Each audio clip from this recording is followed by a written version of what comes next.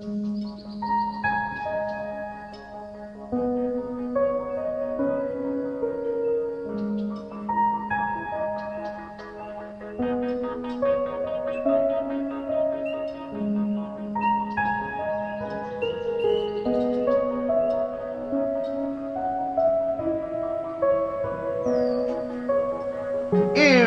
you stay and you're sin by yourself, you'll stay sinning and you'll never improve.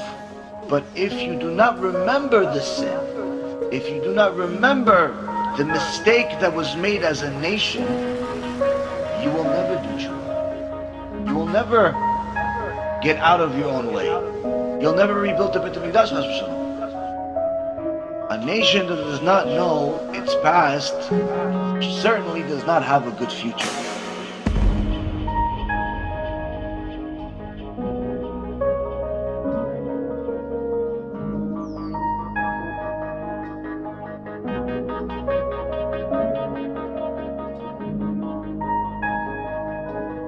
A nation that does not connect to its past certainly does not have a future. This is why, Rabotai Yekarim, it's our obligation to learn the details of our past. What happened 1950 years ago? What happened 2400 years ago? What happened 70 years ago? Because that's the only way that we're going to have an idea about who Hashem really is, and that He's not our friend, He's not a puppy, He's not a some thing that just is supposed to work for us. And this was the mistake that Adam HaRishon made. The first sin, when the serpent came and said, no, listen, Hashem doesn't want you to touch the tree. Touch it. See, I touched it. At that moment, the serpent convinced Chava that Hashem is just there to give you stuff. Why? Tree, of course. Why? He's telling you not to touch the tree? No, look, I can touch the tree.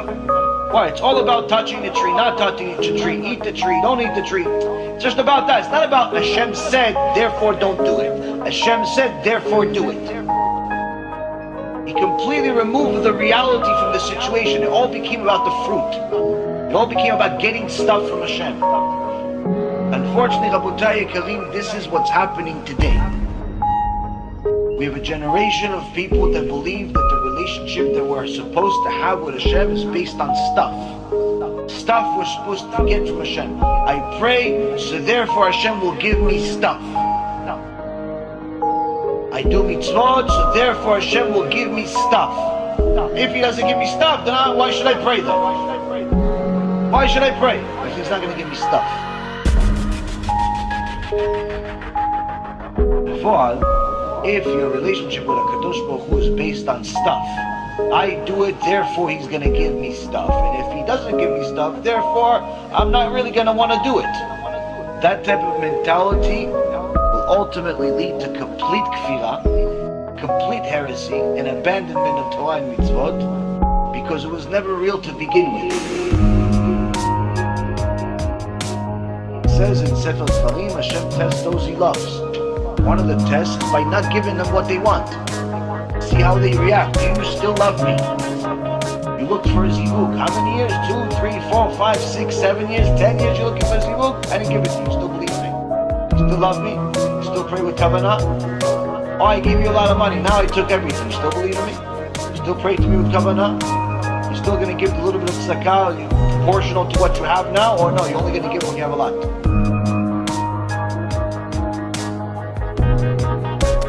A nation that does not connect to its past certainly does not have a future. This is why, Rabotai Yekarim, it's our obligation to learn the details of our past. What happened 1950 years ago? What happened 2400 years ago? What happened 70 years ago?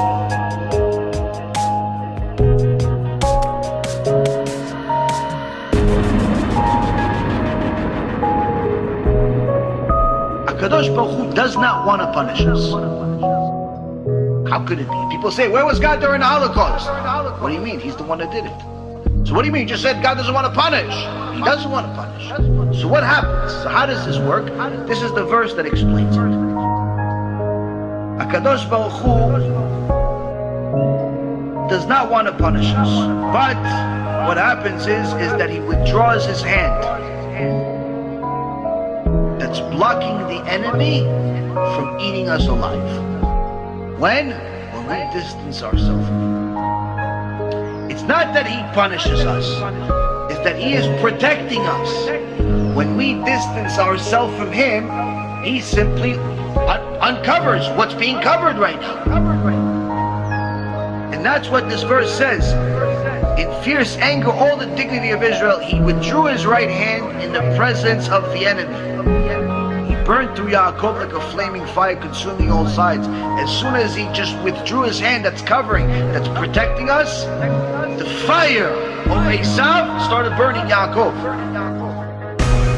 The minute that we forsake a Kadosh Baruch Hu, Hashem says, okay, so each time you do something, I'll uncover more, I'll uncover more, I'll go more. He doesn't do it all at once. He gives us warning signs, but if we don't get the warning signs, it gets worse.